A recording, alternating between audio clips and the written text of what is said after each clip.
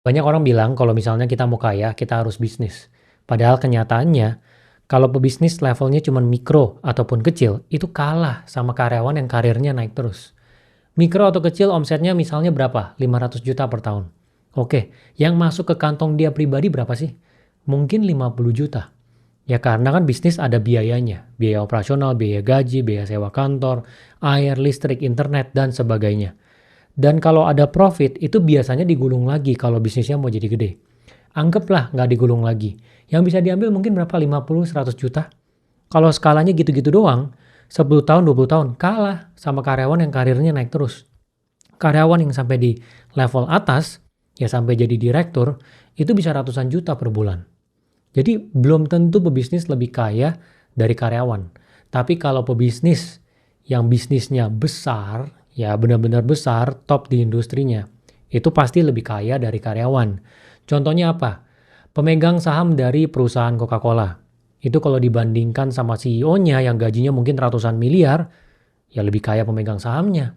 Pemegang saham dari TikTok dibandingkan dengan CEO TikTok, lebih kaya pemegang sahamnya. Jadi kalau perusahaan yang besar, ya memang pemilik bisnisnya pasti lebih kaya dari karyawannya. Gitu. Jadi kalau misalnya mau bisnis, dari saya ya jangan tanggung-tanggung, harus gede incernya. Karena kalau biasa-biasa aja, mungkin masih lebih oke jadi karyawan. Karena karyawan itu kan sudah pasti. Dari bulan ke bulan, pendapatannya sudah pasti. Kalau karir kita naik ya lebih tinggi lagi. Ya bahkan ada tunjangan, mungkin ada tunjangan kesehatan, ataupun tunjangan yang lainnya. Kalau misalnya bisnis ya semua urus sendiri gitu. Nah di sini saya akan sampaikan 7 fakta di dalam berbisnis. Jadi ini cocok bagi kalian yang mau mulai bisnis, ataupun yang sedang menjalankan bisnis tapi masih posisi meraba. Yang pertama itu adalah, ada orang yang nyoba terus dari muda sampai dengan tua, tapi di ujungnya gagal. Nah, kalau kita lihat cerita-cerita yang ada di luar, itu biasanya kan orang nyoba terus sampai di ujungnya berhasil. Kayak misalnya Kolonel Sanders. Sebelum ada KFC, dia kan coba terus tuh di usia dia yang udah tua. Di umur 65 akhirnya berhasil. Ceritanya kayak begitu.